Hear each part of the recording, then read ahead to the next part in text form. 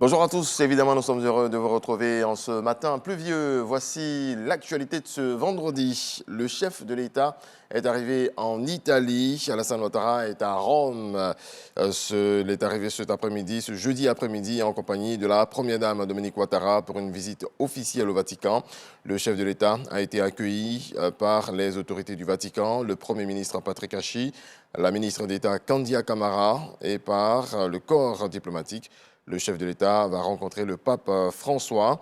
Il va s'entretenir également avec son Premier ministre Pietro Parolin et prendra part à un déjeuner de travail avec le président italien Sergio Mattarella. Ce vendredi, le chef de l'État aura une rencontre avec le professeur Andrea Riccardi, fondateur de la communauté Saint-Egidio. Puis, il prendra part à une messe d'action de grâce pour la paix retrouvée en Côte d'Ivoire.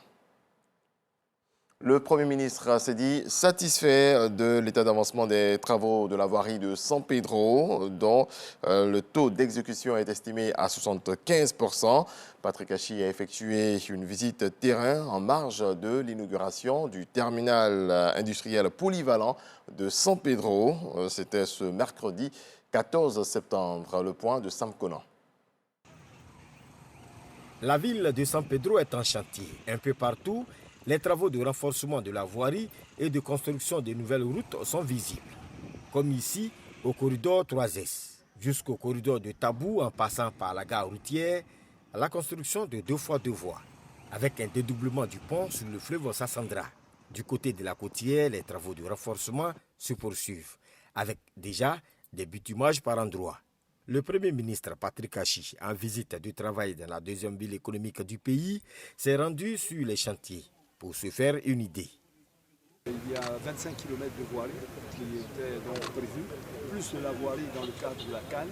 Et ici, environ une quinzaine de kilomètres de voies, 2 fois 2 voies pour pouvoir désengorger les routes qui vont vers la côtière, qui vont vers Grand-Béréville et qui vont dans le centre-ville.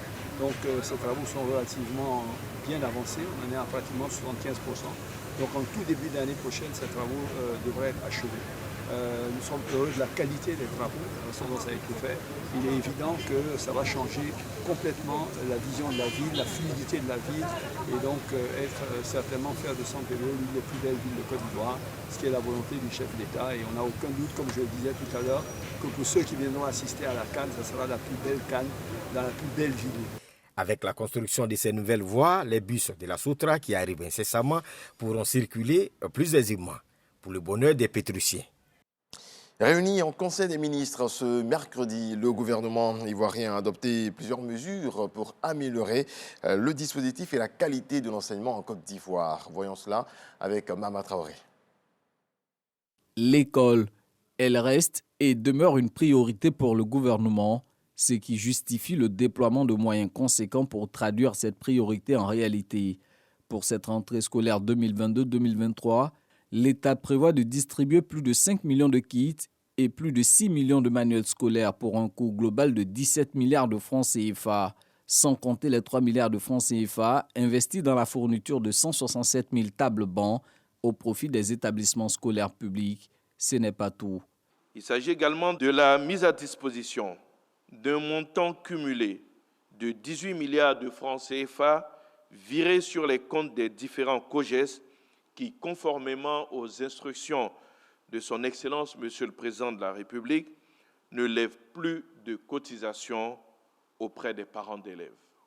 Il s'agit également de l'ouverture d'une classe du préscolaire dans toutes les écoles primaires publiques, en privilégiant dans un premier temps les zones rurales, de façon à renforcer la place de la petite enfance dans le système éducatif national. Le Conseil des ministres de ce 14 septembre a également examiné la situation de la prochaine rentrée universitaire unique prévue le 3 octobre prochain. Là également, le gouvernement a pris des dispositions visant à améliorer l'hébergement et la qualité des repas servis aux étudiants des universités publiques. D'ailleurs, de nouveaux restaurants ouvriront cette année au sein des universités d'Abou-Bois-Djamé et de Cocody. Au niveau de l'enseignement supérieur, il s'agit notamment du renforcement de la capacité d'accueil des cités universitaires avec l'ouverture des résidences universitaires de Huyansville, d'Adjamé 220 logements et de Vridi, de la réhabilitation des résidences universitaires d'Abobo 1 et 2, de Port-Boué 3, de Daloa, Daloa c'est environ 1200 lits, et de Korogo pour 2400 lits. Il s'agit toujours du lancement en novembre 2022 de la construction de nouvelles résidences universitaires de Cocody pour environ 500 lits, d'Abobo Adjamé pour 2000 lits et de Boaké pour 2000 lits. La Côte d'Ivoire solidaire se manifeste également dans les universités publiques. L'État prévoit une enveloppe de 500 millions de francs CFA pour venir en aide à 2600 étudiants recensés par les services sociaux des CROU, centres régionaux des œuvres universitaires. Cette dynamique de créer les conditions idoines visant à forger le capital humain s'étend à l'enseignement technique et à la formation professionnelle. Au niveau de l'enseignement technique et de la formation professionnelle, il s'agit, comme mesure spécifique, du maintien des mesures exceptionnelles prises en 2021 relatives à la réduction du coût de la scolarité, notamment la suppression des cotisations exceptionnelles et des frais de dossier. Il s'agit également de la mise à disposition d'équipements et de matériel didactique au profit des élèves des ETFPA, donc des établissements techniques de formation professionnelle, à hauteur de 1,4 milliard de francs CFA, afin de permettre aux établissements d'enseignement technique et de la formation professionnelle de fonctionner régulièrement. En vue de faciliter les conditions d'apprentissage, le gouvernement vient d'instituer une bourse de mobilité accordée aux élèves ou apprentis en immersion dans une structure de formation, une entreprise ou une institution à l'étranger. Autre volet de l'actualité, le ministre d'État, ministre de la Défense, Téné Birahima Ouattara, face aux sénateurs. Il était porteur d'un projet de loi relatif à l'application de la Convention sur l'interdiction de la mise au point, de la fabrication et du stockage des armes bactériologiques ou à toxines et sur leur destruction. Kader Sogodogo.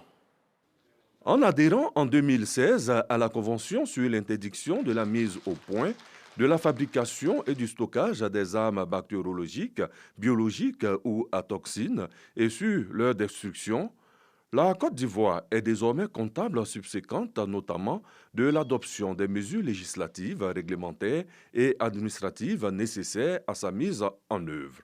C'est tout le sens de la présence du ministre d'État, ministre de la Défense, Téné Birahima Ouattara, devant la Commission de la Sécurité et de la Défense du Sénat. Même si la Côte d'Ivoire n'a pas de menace en la matière, mais il est important de prévenir.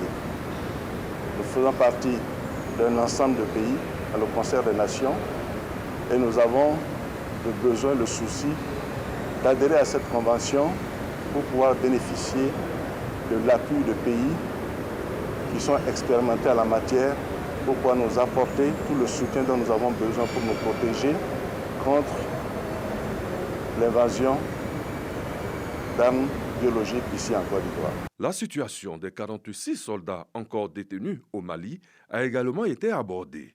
Je voudrais rassurer les familles des soldats que ces soldats, les 46 soldats encore détenus au Mali, se portent bien.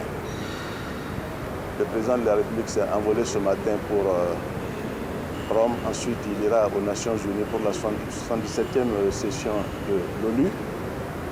Au cours de cette réunion se tiendra une réunion extraordinaire des pays membres de la CEDEAO pour statuer sur la situation prévalente entre la Côte d'Ivoire et le Mali relativement à la détention injustifiée des 46 soldats ivoiriens.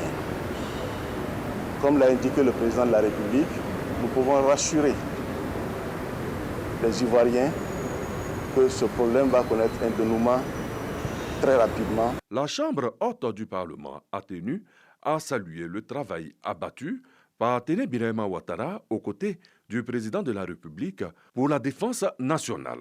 je vais aller plus loin que mes camarades. J'aurais souhaité que vous nous autorisiez à nous lever pour acclamer Monsieur le ministre. Point besoin de rappeler que le projet de loi est passé comme une lettre à la poste.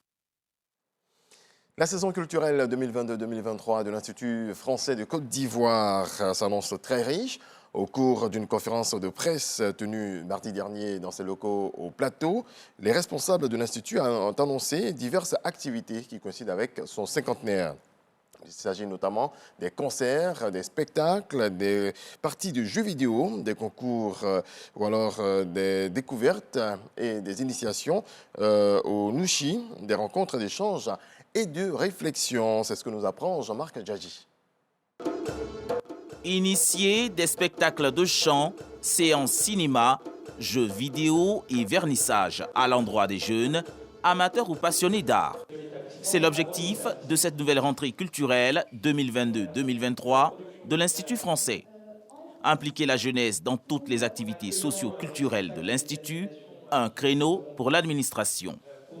Innovation pour cette année, des cafés littéraires, des séances de slam, à travers le printemps du poète et des formations au créole ivoirien, le Nushi. Ici à l'Institut, on a un événement qui s'appelle Novembre numérique, donc dédié aux arts du numérique. Ce sera en novembre, du 16 au 19. Et on aura donc un certain nombre d'ateliers, de rencontres, de rendez-vous artistiques dédiés aussi là à la jeunesse. Pour mener à bien ce projet, un partenariat avec les écoles et universités de Côte d'Ivoire est en cours. On souhaite que notre programmation culturelle soit la plus dense possible et qu'une multitude d'activités puissent être menées cette année à l'Institut français. On a un Wi-Fi ici qui est à disposition, qui est gratuit, donc c'est un espace finalement agréable où passer du temps. On a une médiathèque qui est à leur disposition où ils peuvent lire magazines, presse, BD, romans de façon tout à fait agréable, confortable et surtout sans souci de finances ou d'économie. Nos cultures ont de l'avenir. C'est le thème de cette année culturelle. La célébration de cette rentrée à l'Institut français marque également le cinquantenaire de l'institution. Dans le reste de l'actualité, la première édition de la semaine de la réconciliation au Mali s'est ouverte le jeudi 15 septembre à Bamako. L'événement sera désormais célébré du 15 au 21 septembre. L'objectif est notamment de permettre un échange entre Maliens pour qu'ils se parlent et pour qu'ils se réconcilient. Merci à toutes et à tous de votre attention. C'est donc la fin de ce rendez-vous de l'actualité. Excellente journée à vous. Surtout, paix dans vos foyers.